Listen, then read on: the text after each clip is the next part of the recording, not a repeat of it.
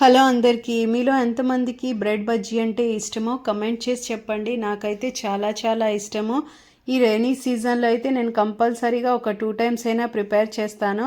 ముందుగా ఒక బౌల్లో 1/2 కప్ వరకు శనగపిండి, 1/2 టీ స్పూన్ వాము, సరిపడా సాల్ట్, కొంచెం పసుపు, బేకింగ్ సోడా వేసి బాగా కలిపేసుకున్న తర్వాత వాటర్ని యాడ్ చేసుకోవాలి. కొంచెం కొంచెంగా వాటర్ వేసుకుంటూ బాగా బీట్ చేసుకోవాలి, లమ్స్ ఏమీ లేకుండా. సో స్మూతీ బజ్జీ బ్యాటర్ని ప్రిపేర్ చేసుకోవాలి.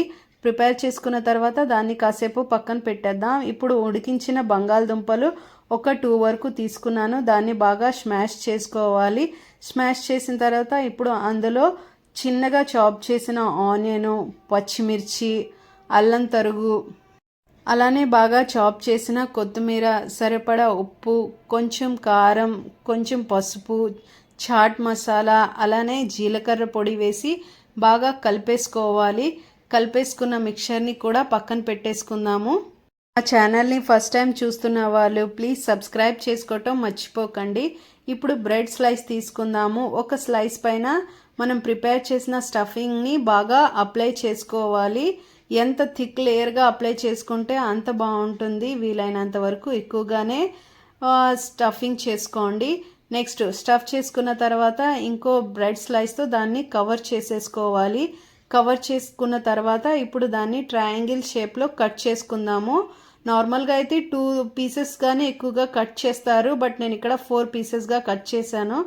కట్ చేసుకున్న తర్వాత ఇప్పుడు డీప్ ఫ్రై కోసం ఆయిల్ పెట్టుకోవాలి.